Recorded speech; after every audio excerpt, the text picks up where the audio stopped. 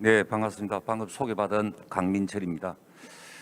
저는 원래 알루미늄, 마그네슘 이렇게 경량 소재 쪽을 많이 연구를 했는데 제가 구리를 조금 하게 된 이유가 있습니다. 구리의 즉청 제조가 굉장히 어려운 기술이기 때문에 그런 것도 있고요. 또 얼마 전에 카파 베릴륨, 즉 베릴륨 프리 합금을 고강도 구리 쪽을 연구 용역을 맡다 보니까 제가 이 굉장히 무거운 소재를 또 다루게 됐습니다. 먼저 우리가 이 제목이 조금 틀렸는데요. 구리 합금의 응용 분야죠. 전력 분야, 그다음에 기계 전기 부품, 건축 등등으로 우리가 나눌 수가 있고요. 또 동합금을 형태별로 분류하자면 선재, 판재, 다면체 등등이 있고, 또 오른쪽에 보시는 것은 우리가 전기 전도도에 따른 강도값을 나타낸 것이죠. 예, 그래서 되도록이면 전기 전도도가 좋으면서 강도가 좋아야만이 여러 가지 부품으로 좀 활용할 수가 있고요.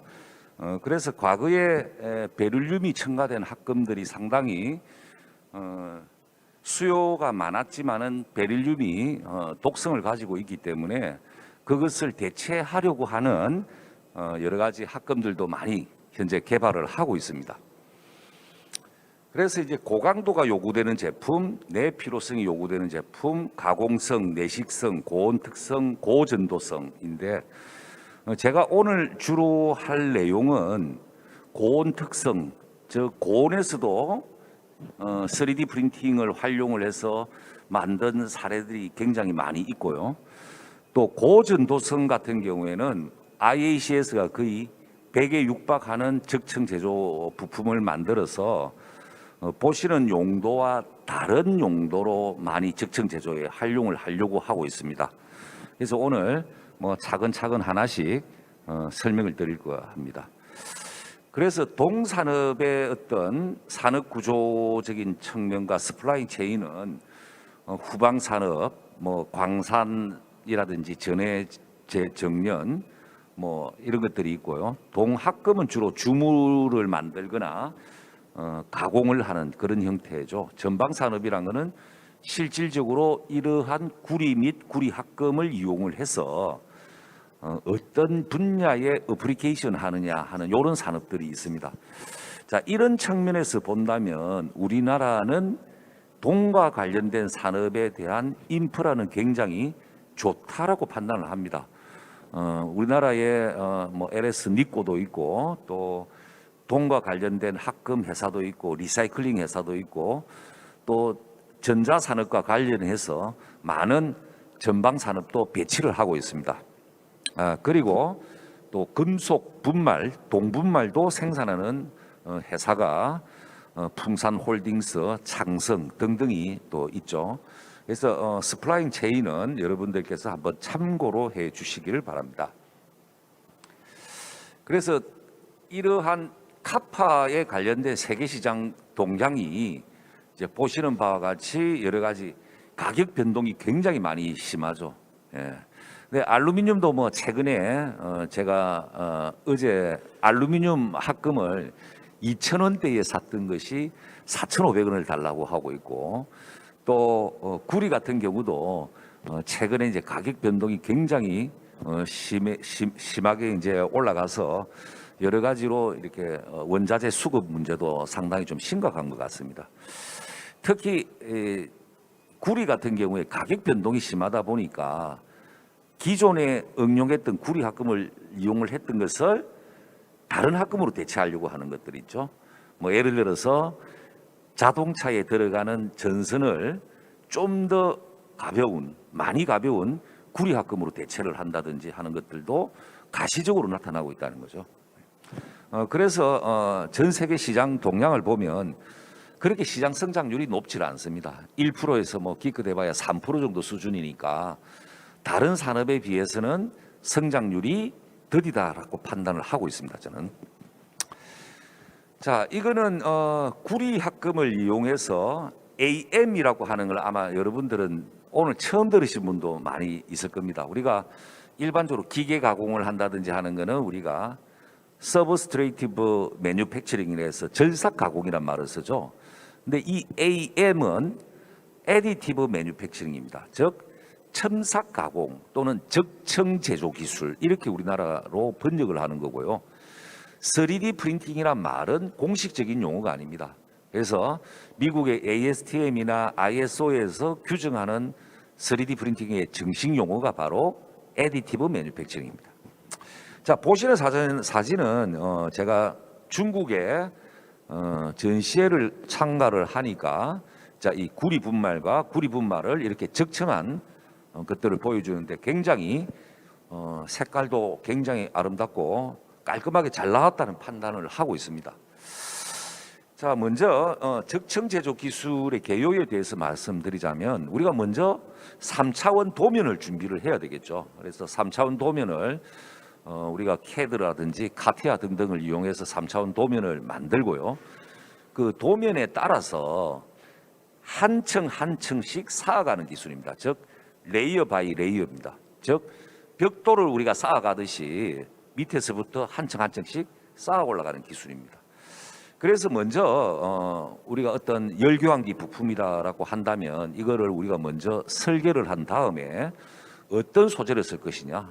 그러면 당연히 알루미늄 아니면은 구리가 열 전도율이 좋기 때문에 이런 것들을 많이 활용을 하겠죠. 그래서 어떤 적층을 했을 때 이 적층에 따른 변형이 있을 수가 있습니다. 치수가 약간 변화될 수가 있죠. 이런 것들을 미리 요즘 소프트웨어에서 다 변형 양을 예상할 수 있는 소프트웨어도 나와가 있습니다. 그다음에 두 번째 단계에서는 직접적으로 분말을 주로 이용을 합니다. 구리는 분말을 이용을 해서 레이저로 쏘게 됩니다. 특정 영역을. 이 특정 영역이라는 것은 우리가 적층하고자 하는 영역을 레이저 파워와 스캔 스피드를 조절해 가면서 최적의 조건을 찾아 나가는 작업을 바로 이야기합니다. 그러면서 이제 최종적인 어떤 부품이 나오게 되면 열 처리가 필요한 부분도 있고 또 잘라내야 될 부분도 있고 또 어떤 표면 조도를 향상시키기 위해서 표면 연마를 하는 경우도 있고 여러 가지를 우리가 이렇게 후공정 단계에서 진행을 합니다. 자, 여기 동영상을 조금 하나 좌우측 다 한번 틀어주세요. 자, 우리가 제일 먼저 사용되는 기술은 파우더 베드 퓨전이라고 이야기합니다. 파우더 베드란 말은 파우더를 한층 깔아놓고 거기에 따라서 우리가 레이저를 조사를 하는 게 이제 보이는 거죠. 그래서 오른쪽은 구리고 왼쪽은 뭐 일반 스틸이라고 생각하시면 됩니다. 그래서 이제 구리를 이제 국내에서 이제 적층을 현재 하고 있고요. 자, 저쪽에 왼쪽에 보시면은 분말을 한층 깔아줍니다. 보통 이게 40 마이크로에서 60 마이크로 깔아주고 또 한층 깔아주고 레이저를 쏘고 하는 거죠. 그래서 이 한층 한 층씩 쌓아가는 거 레이어가 수천 번 정도도 하는 경우도 있습니다. 뭐 부품이 높이가 높다면 그렇겠죠. 그렇게 해서 최종적으로 이렇게 레이저에서 조사된 부분이 분말과 분말이 용융이 되는 겁니다.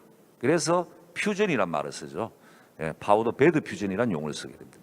그럼 저런 작업을 뭐 한 베드에 10개씩 만든다든지 또는 한 개 부품을 만든다든지 해서 모든 작업이 완료가 되는 거죠. 두 번째 기술은 동영상 부탁드리겠습니다. 바인더 제팅이라고 하는 겁니다. 말 그대로 바인드라는 것은 접착제를 이야기하죠. 접착제를 우리가 원하는 선택적인 영역에 뿌려주는 겁니다.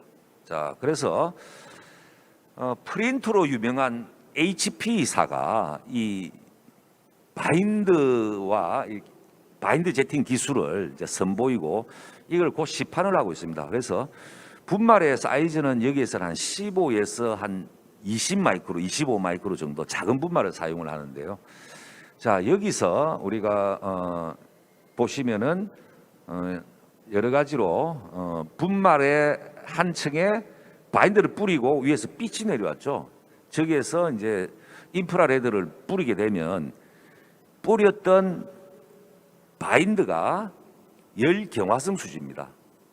그래서 빛을 받게 되면은 바로 굳어버리는 거죠. 그러면은 기존의 파우더 베드 퓨전과 같이 레이저를 사용을 하지 않고 바인더를 사용하기 때문에 속도가 굉장히 빠릅니다.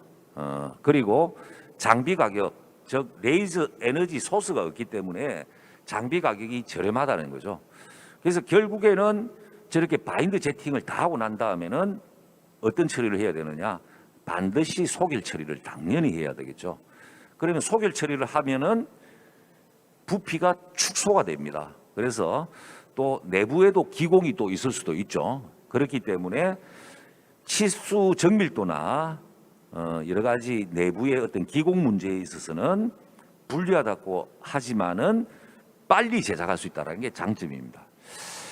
자, 전 세계적으로 이러한 금속 분말을 이용하거나 뭐 다양한 소재를 이용을 해서 장비 판매가 2015년도, 16년도, 17년도 굉장히 급증을 하고 있습니다. 그래서 작년에는 코로나의 영향으로 투자가 꺼려지는 바람에 2,169대가 전 세계적으로 팔렸고요. 그래서 금속 적청 시장의 현재 규모는 1.2조 정도에 불과하지만은 향후에는 그 시장이 점차적으로 늘 것이다라는 것들을 이야기를 하고 있고요. 그 다음에 우리가 장비 시장도 있고 소프트웨어 시장도 있고 소재 시장도 있습니다. 그래서 뭐 예를 들어서 누구라도 분말을 이용해서 이것을 적청해서 만드는 부품 시장 이런 것들이 전체적으로 본다면은 6조 정도 시장, AM 프로덕트에 대한 매출이 한 6조 정도 된다라는 거죠.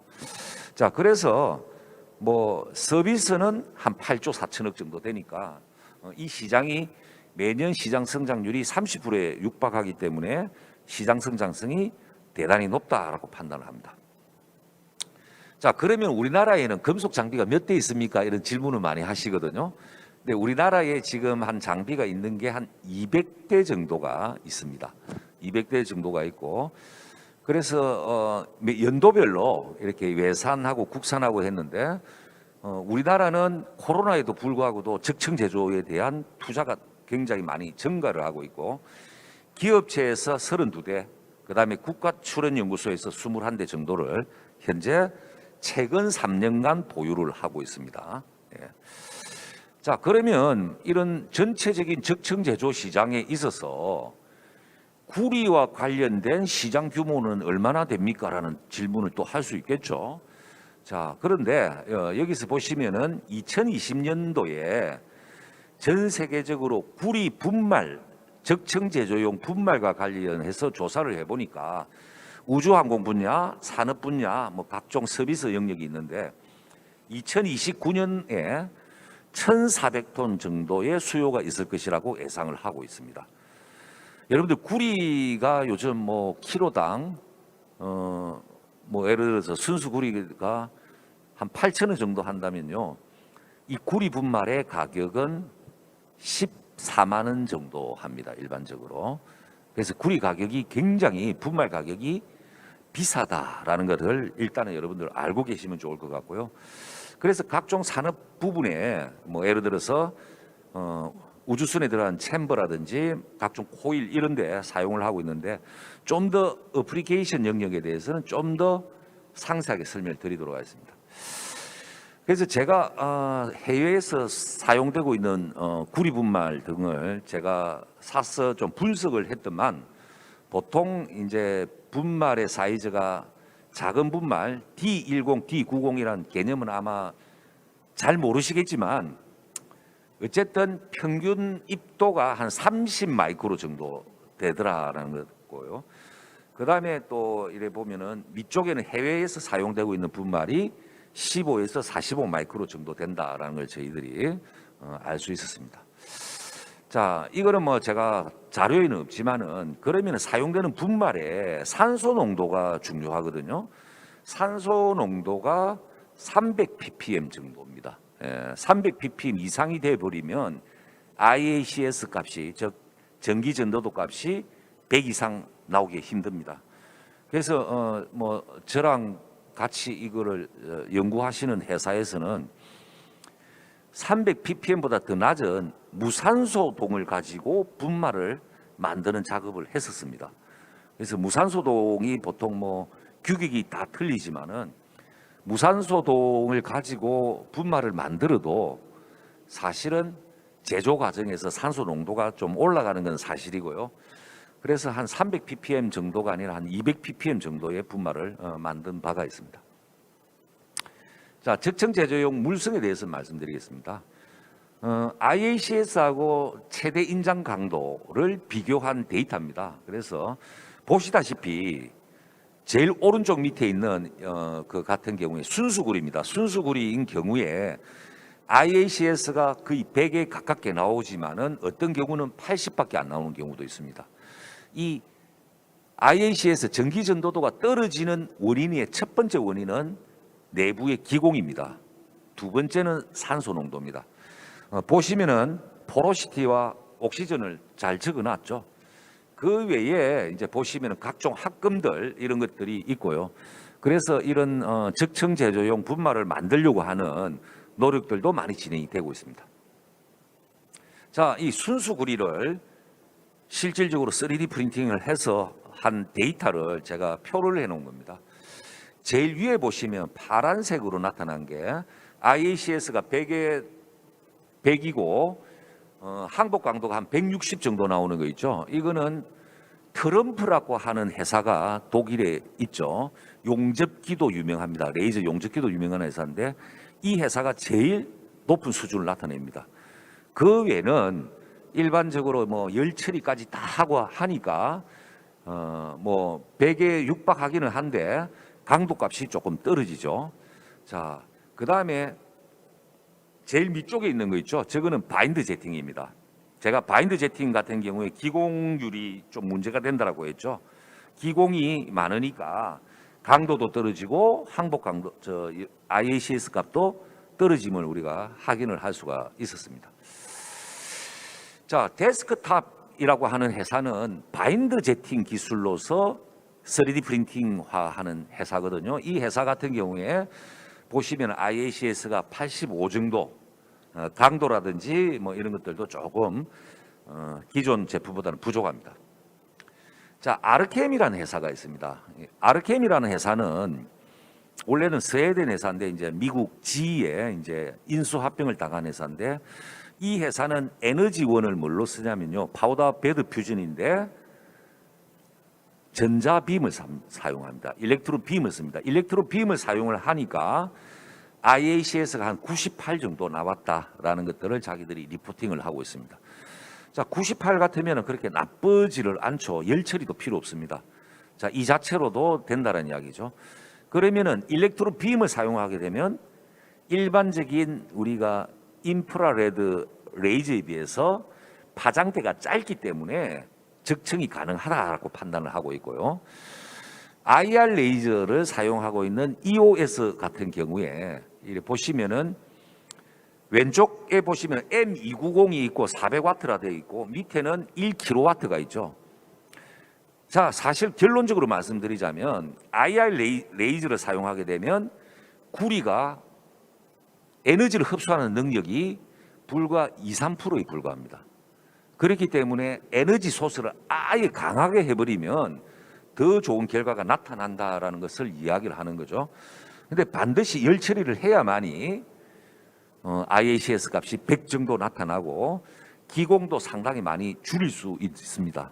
예, 그런데 장비 가격이 1kW가 되면 굉장히 고가의 장비가 되어버리는 이런 것들이 단점이죠. 자, 트럼프사는 제가 그린 레이저를 사용한 데 있습니다. 이 그린 레이저를 사용하게 되면 대단히 전기 전도도가 우수해진다. 강도도 좋아지고 연성도 좋아지는 뭐 거의 퍼펙트한 거라고 저는 봅니다. 그래서 아마 구리 용접을 하시는 분들도 아마 알고 계시겠지만은 그냥 레이저 용접보다는 그린 레이저를 사용하면은 용접성이 굉장히 좋다는 거 아마 아실 겁니다. 그래서 왜 그린 레이저를 사용을 하느냐라는 것들을 말씀을 드리자면 중간 밑쪽 부분에 보시면은 구리가 세로축은 에너지 흡수율입니다. 에너지 흡수율인데 그린 레이저를 사용하게 되면 흡수율이 60%에 달하고 일반적으로 레드라고 써놓은 거 있죠. 저게 IR 레이저를 쓰게 되면은 흡수율이 불과 2% 3%밖에 안 된다는 거죠. 그렇기 때문에 그린 레이저를 사용을 함으로써 적층하는 것이 가장 바람직하다라는 것들을 나타낸 표라고 할 수 있습니다. 자, 그래서 그린 레이저를 사용하게 되면 스몰 컨덕티비티라든지 전기 전도도도 증가하고 300도까지 온도가 견디는 거죠. 여러분들도 잘 아시겠지만은 왜 무산소동을 전기 접점 재료에 왜 좋겠습니까? 발열량이 적기 때문입니다. 그래서 이런 IR 레이저를 사용을 해서 여러 가지 부품을 개발을 하고 있고요.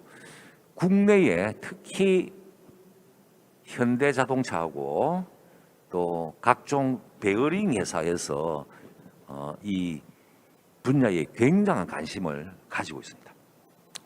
그 다음에는 카파크롬 지르코늄을 한 합금입니다. 물론 합금량은 작지만은 비교적 합금화된 것 중에서는 전기 전도성이 우수해서 여러 가지 헤라에우스사라든지 이런 회사에서 사용을 한 결과들을 많이 나타내고 있습니다. 또 EOS사도 이 합금을 가지고 적층을 해서 기공률이라든지 전기 전도도를 측정을 했는데 이 전기 전도도가 80에서 85 이상 정도 나오는 걸로 그렇게 나와 있고요. 그 다음에 트럼프사 같은 경우에도 마찬가지로 이것을 그린 레이저를 사용해서 한 데이터 등을 이렇게 나타내고 있습니다. 그 다음에는 니켈과 실리콘과 크롬이 들어간 이 합금을 가지고 또 적층을 많이 하고 있습니다. 그래서 석출 경화형 합금이고 내마모성이 좋죠. 이제 SLM 솔루션사 같은 경우도 마찬가지로 독일 회사인데 순수 구리는 절대 접근을 안 합니다. 왜냐하면 순수 구리는 굉장히 고출력의 레이저가 필요하기 때문에 일반적인 IR 레이저를 사용을 해서 각종 데이터를 내놓고 있습니다. 그래서 열 처리를 하게 되면은 약 40 정도의 IACS가 나온다라는 것들이 데이터가 나오고 있습니다. 그 다음에 또 자레라고 하는 회사, 3D 알케미라는 회사 이런 데서도 이 합금을 가지고 많은 데이터를 내놓고 있습니다. 그래서 어디에 쓰는지는 조금 이따 보시고요. 그다음에 카파 SN은 워낙 유명한 합금이기 때문에 적당한 수준 강도, 건축 자재라든지 일반적으로 펌프 하우징 이런 등등에 많이 사용이 됐죠. 그래서 이러한 카파 SN 합금도 SLM 솔루션이라든지 트럼프사에서 이렇게 밝히고 있습니다. 자, 그러면은 구리를 사용을 해서 적층을 한 것들이 어디에 사용하는가에 대해서 한 개의 표로 만들어 놨고요. 최근에 관심 분야가 뭔가 하면은 이 고주파 코일입니다. 고주파 코일이 우리가 일반적으로 그 코일을 감아 가지고 용접을 해서 연결을 하죠. 이런 고주파 코일을 많이 사용하는 회사들은 수백 개의 고주파 코일이 있습니다. 그런데 용접 부위에서 이제 항상 그 우리가 냉매가 흐르죠. 냉매가 흐르는데 용접 기술에 따라서 언제 터질지를 모르는 겁니다. 그렇기 때문에 적층 제조를 하게 되면 수명이 굉장히 연장이 됩니다. 그래서 중간에 조업 중단되는 이런 사례가 없어지는 거죠. 그래서 이제 좌측에 보시면은 모터에 들어가는 회전자 파트, 제가 오른쪽 이야기 드렸죠. 고주파 코일입니다. 이게 과거에는 주로 이제 용접을 하던 거를 완전하게 일체형으로 만든 이런 사례죠. 그래서 이제 고주파를 원하시는 분들은 무조건 IACS가 100 정도 돼야만이 고전기 전도도를 가지기 때문에 순수한 구리를 원하고 있고요. 그 다음에 국내에 창원의 대근테크라는 회사도 제일 처음에는 IR 레이저를 사용하다가 IR 레이저의 한계를 느끼고 그린 레이저를 도입을 해서 보시는 바와 같이 고주파 코일을 만든 사례가 있습니다. 자, 그 다음에는 여기 보시면은 애디티브 드라이브라고 하는 독일의 전기 자동차의 모터를 전문적으로 개발하는 회사입니다. 근데 이 모터가 처음으로 적용된 것은 포뮬러 1의 전기 자전거 영역이 있습니다. 그래서 굉장히 고출력을 원하는 거죠. 자, 그래서 이러한 모터를 무슨 모터라고 하냐면요, 헤어핀 모터라고 합니다. 아마 헤어핀 모터에 대해서는 많은 구리 전문가라든지 다 아실 것 같은데, 지금 아이오닉이라고 하는 파이브라고 하는 전기 자동차 있죠. 거기에 들어가는 모터가 헤어핀 모터입니다. 근데 헤어핀 모터를 현재는 어떻게 만드냐면, 헤어핀이라는 건 머리핀처럼 이렇게 생겼죠. 전부 다 회전자에 꽂아가지고 끝단 부위는 어떻게 결합을 하냐면요, 용접 처리를 다 합니다. 그래서 용접 처리를 하게 되면은 과열이 된다든지 했을 경우에 잘못하면은 단선이 된다든지 발열량이 굉장히 많아집니다. 그렇기 때문에 이것을 용접을 하지 않고 일체형으로 만드는 것이 세계적인 트렌드입니다. 그래서 이러한 모터를 개발하기 위해서 굉장히 부단히 또 노력을 하고 있고요. 자, 이렇게 헤어핀 모터를 쓰는 것은 제가 다시 말씀드리자면, 구리 전선을 사용해서 권선식으로 만들었죠. 권선식을 만들게 되면 단면에 되는 그 집정률이라 하죠. 집정률이 낮지만은 이렇게 헤어핀식으로 만들게 되면은 집정률이 굉장히 좋아지기 때문에 출력이 좋아진다는 거죠. 자, 이게 전기 자동차뿐만 아니라 UAM이라고 해서 우리가 그 도시의 어번 에어 모빌리티라고 이야기하죠. 도심 간을 이동을 한다든지 공항에서 도심을 이동하는 UAM에도 이 모터를 굉장히 주목을 하고 있습니다. 왜 그러냐면 순간적인 출력이 좋기 때문에 이륙할 때 굉장히 좋다라는 거죠. 또 발열성 문제도 어느 정도 해결할 수 있다라는 겁니다. 자, 그래서 제가 대근테크하고 협의를 해서 보시는 바와 같이 헤어핀 모터를 한 개 이렇게 적층을 성공을 했습니다. 그래서 보시다시피 깔끔하게 잘 나왔습니다. 자, 두 번째 사례는 로켓 엔진 챔버입니다. 로켓 엔진 뭐 저렇게 무거운 구리를 왜 쓰냐라고 말씀하시는 분도 있겠지만은 적층 제조를 사용하게 되면 내부에 저렇게 유로를 만들 수가 있습니다.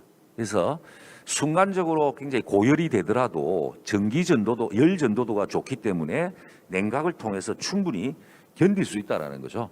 그래서 슈퍼 알로이보다는 연소 챔버 쪽에는 구리를 좀 선호하는 경향들이 있습니다.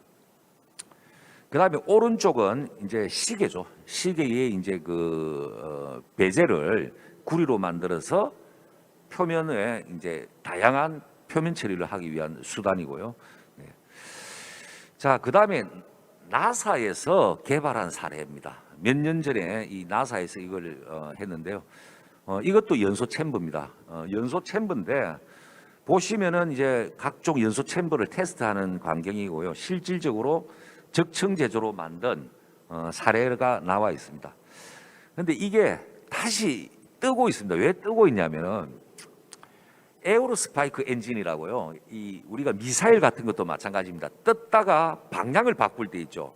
추가적인 엔진이라든지 아니면 상승을 하다가 추력이 부족하게 되면은 추가적인 엔진을 작동합니다. 그때 나왔던 게 에어로스파이크 엔진인데, 제가 에어로스파이크 엔진에 대한 전문가는 아니지만은 굉장히 많은 사람들이 설계를 했는데 상용화가 안 됐다고 그래요. 근데 적층 제조로 저렇게 만들어 가지고 상용화에 성공을 했다라는 게 최근의 소식입니다. 그래서 여기에서 사용하는 합금이 GRCOP 84라고 나와 있는데, 저는 뭐 듣도 보도 못한 합금인데 내열성이 좋은 합금이라고 이야기를 하고, 이 합금을 가지고 적층 제조를 오른쪽과 같이 성공을 했다라는 겁니다. 굉장히 복잡한 형태든 아무것도 상관없습니다. 적층 제조는 어떠한 디자인이 나와도 거의 다 구현을 다 가능합니다. 그래서 제가 앞서서 말씀드린 총 내용을 합금 순수해서 전부 다 여기에 플로팅을 한 겁니다. 그래서 전기 전도도와 어떤 항복 강도의 어떤 밸런스를 보시려고 하면 이것들을 보시면은 편리할 것 같고요. 이게 또 뭐 갑자기 나왔네요. 지금 구리 합금을 적층 제조용 분말을 만들기 위해서 제가 특허 조사를 조금 했습니다. 특허 조사를 해보니까 자, 고강도용 합금 조성, 그다음에 고전도도 합금 조성을 그 일본 회사에서 특허를 낸 거를 제가 좀 조사를 한 내용입니다. 그래서 이런 것들을 활용을 해서 또 조성을 바꾸거나 또 분말을 만들게 되면 새로운 어떤 산업 영역이 또 형성될 것이다라는 것들을 제가 생각을 하고 있습니다. 이 자료가 왜 이 지금 또 베릴륨 프리 동합금 해서 뭐 이거는 넘어가도록 하겠습니다. 자료에도 없습니다. 기타 연구 동향은 어떤 게 있냐면요. 카본을 사용해서 구리 분말에 코팅을 해서 레이저를 받게 되면은 에너지 흡수율을 높이는 이런 연구들을 또 하고 있는 사람들도 있습니다. 이런 연구들도 있고요. 자, 그래서 이제 뭐 마지막으로 하나 말씀을 뭐 거의 마무리가 될 것 같은데요. 제 뒤에 또 우리 의강준 박사님께서 알루미늄 합금으로 또 이렇게 강연을 하실 건데, 저도 이렇게 자동차 경량화라든지 어떤 친환경 자동차에 대해서 좀 관심을 많이 가지고 뭐 국내 업체, 해외 업체에 쭉 탐문을 하다 보니까 알루미늄이나 구리가 전기 자동차의 대세다라는 것들을 또 파악을 하게 됐죠. 그래서 보시면은 이제 전기 자동차에 있어서의 요 헤어핀 모터 제가 표시를 해놨고요. 각종 하우징류 있죠. 전기 자동차의 하우징류는 거의 대부분 다이캐스팅으로 하우징을 만들어서 열 방출을 잘하는 거, 이 굉장히 중요하다고 판단을 하고요.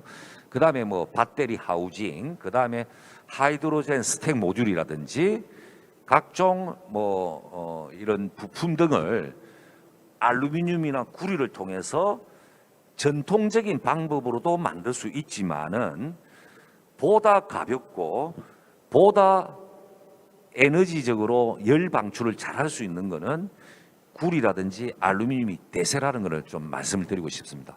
물론 뭐 고장력강을 이용해서 자동차를 경량화할 수 있는 방법도 많이 있지만은 특히 적청 제조를 이용을 해서 만드는 이런 사례들이 굉장히 많이 등장을 하고 있습니다.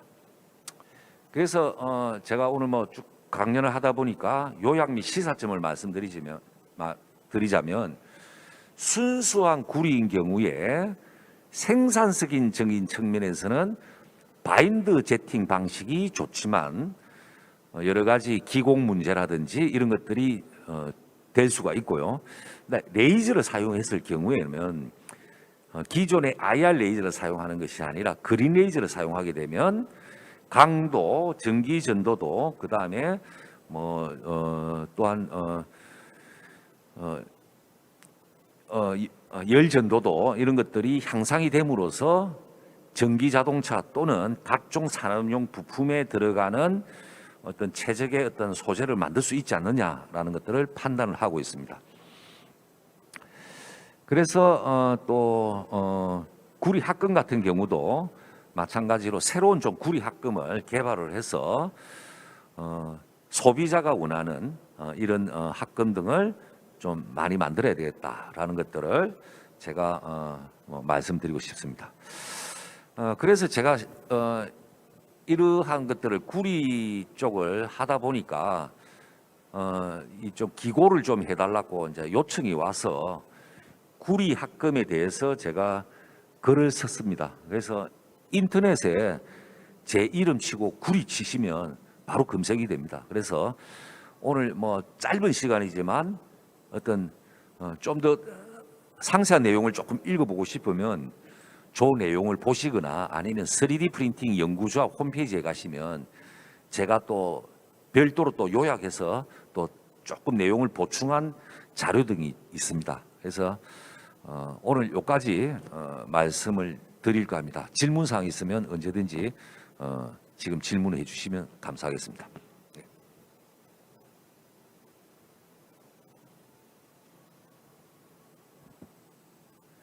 혹시 뭐 질문 있으시면 질문을 해주시고요. 또 뭐 채팅창에 뭐 질문 들어온 게 있으면 또 전달해 주시면 제가 답변을 할 수 있도록 하겠습니다.